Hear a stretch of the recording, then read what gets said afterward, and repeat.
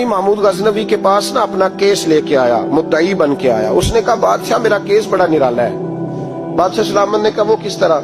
कहने लगा ये मेरे पास एक थैली है, मैं ना सफर पे जाने लगा तो ये थैली पूरी हीरों की भरी हुई थी। फलां इलाके के जो काजी साहब है ना, मैं जाती दफा मैं कहीं सफर पे जा रहा था तो मैं उनके पास छोड़ गया कि रास्ता लंबा है, कहीं को मुझसे छीन ना ले, हीरों की भरी हुई।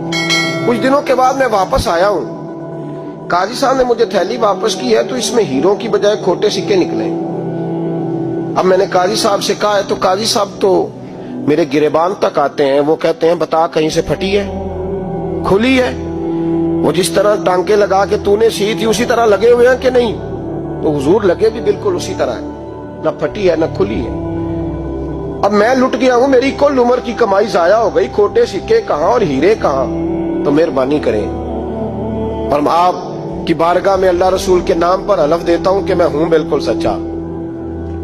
महमूद गजनवी कहने लगे तू जा, थैली छोड़ जा, और जब मैं तुझे बुलाऊंगा फिर दोबारा आना। शख्स चला गया। महमूद गजनवी उठे, दरबार बर्खास्त किया, लोगों से कहने लगे चले जाओ, मैं 3 दिन के लिए सैर करने जा रहा हूँ, 3 दिन के बाद लौटूंगा। अकेले जब रह गए ना महमूद दरबार में, तो महबूब ने छुरी मंगाई। वो जिस तख्त पे बैठते थे वहां गद्दा बिछा हुआ था, ये गद्दा पड़ा है ना, गद्दा बिछा हुआ, तो महमूद ने छुरी के साथ उसको फाड़ डाला और छुरी जेब में रखी निकल गए। कहने लगे मेरे बाद कोई मेरे दरबार वाले इहाते में दाखिल ना हो। महमूद चले गए। अब वो सफाई करने वाला जब आया ना, उसने आके देखा तो गद्दा तो फटा हुआ है। उसने शोर डाल दिया, पहरेदार भी आ गए, फलां साहब भी आ गए, फलां साहब। उसने कहा वो खुदा के बंदो, उसका गद्दा फट गया है, वो तो मार डालेगा। उसने कहा था सिवाय सफाई और निगरानी वाले के दूसरा आए कोई ना, और यहाँ आया भी कोई नहीं, पहले दिन ही फटा हुआ है तो लटका देगा सबको, क्या करें? शोर हो गया, सारे दरबार के मुलाजिमीन इकट्ठे हो गए।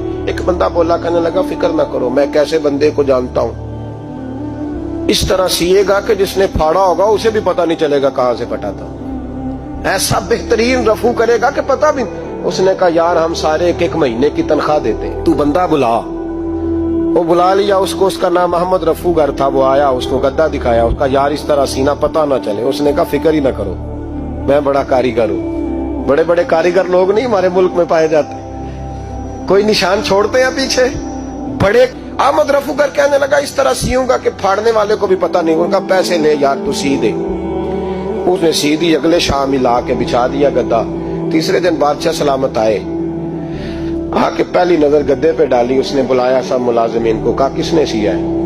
कहा जनाब क्या हुआ? कहा ये फटा हुआ था। किसने? कहा नहीं फटा ही नहीं। वो कहने लगे बनो बात, मैं खुद फाड़ के गया था, तो बताओ सही सिया किसने है? कहा जनाब आप फाड़ के गए थे तो बताया क्यों नहीं? फरमाने लगे इसीलिए तो बताया नहीं था कि तुम खुद तहकीक कर लो, बुलाओ बताओ सिया किसने। तो बुला लिया, अहमद रफूगर आ गया। उसको जब बुला के सामने बादशाह खड़ा किया, कहा भाई तूने सिया है? कहने लगा हुजूर आपके सारे मुलाजिम इकट्ठे होके आए थे, मेरी गलती कोई नहीं। कहा नहीं यार तू बड़ा कारीगर है, मैंने अपने हाथ से फाड़ा था पर मुझे भी नहीं पता चल रहा कहां से फटा था। अच्छा ये बता, ये थैली जो है ये भी तूने सी थी? उसने कहा जी आपके खादम का ही कारनामा है, वो फलाने इलाके के काजी साहब आए थे, इसमें से हीरे निकाल के तो खोटे सिक्के भरे थे, तो मुझे भी थोड़ा सा हिस्सा मिला था। महमूद ने सारे गवाह भी इकट्ठे कर लिए, सबूत भी इकट्ठे कर लिए। फिर काजी को बुलाया, पहले सारे सबूत और गवाह केस हल कर लिया। फिर हमारे यहाँ ये हाल होता है कि मुदई 2-3 हफ्ते के बाद खुद ही हाथ बांध जाता है, कहना तुसी मेरी जान छो, मुजरम फड़ो पावे ना पड़ो। वो कहता है मुझे माफी दो, मैं रहा। जुल्म है ना, जुल्म ज्यादती है कि जो बेचारा इतने सवाल मुजरम से नहीं होते जितने मुदई से होते। आप यकीन करें इतने सवालात होते। सारे सबूत इकट्ठे करके काजी साहब को बुलाया, तन्हाई में ले जाके। महमूद गजनवी ने कहा काजी साहब आपसे गलती हो गई, गरीब आदमी था, वो लुट गया है, उसने तो बड़ी मुश्किल से कुछ हीरे जमा किए थे और उसकी कुल कायनात थी, तो आप उसका माल उसे दे दे, बात खत्म। काजी साहब कहने लगे आप मुझ पे इल्जाम लगा रहे हैं, सवाल ही नहीं पैदा होता। आप मेरी दाढ़ी देखें, आप मेरा एजाज देखें, दुनिया जानती है मैं इस तरह। काजी साहब इंसान भूल ही जाता है, बंदा भूल जाता है, गलती होगी माल ने। कहा नहीं सब, कहा मैं तन्हाई में पूछ रहा हूं, मैं उस वक्त पूछ रहा हूं जब दूसरा मौजूद कोई नहीं। आज तौबा कर ले, मैं कुछ नहीं कहूंगा, तू मेरी जुबान पे एतबार कर, तुझे पता है मैं जो कहता हूं उस पे अमल भी करता हूं, बाज आ जा। पर काजी ने कहा नहीं मेरी गलती कोई नहीं, मामूद ने फिर बड़े दरबार में बुला लिया।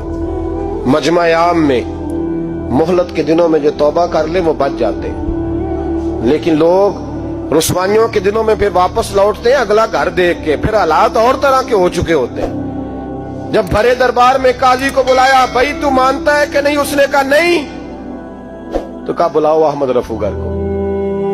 जब अहमद रफूगर आया तो बूढ़े काजी की टांगें कांपने लगी, जुमले टूटने लगे, लफ्ज जमीन पर गिरने लगे, बात सही नहीं होती, जुबान लड़खड़ाने लगी।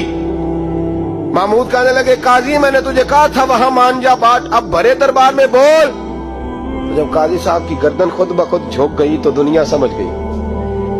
कहा निकल जा मेरे दरबार से। महमूद बोले निकल जा, इतनी तुझे इज्जत दी, इतनी बड़ी तनख्वाह दी, काजी बनाया, ये थोड़ी सी रकम के लिए, थोड़ी सी रकम के लिए तू बददियानत हो गया, चल चला जा, निकल।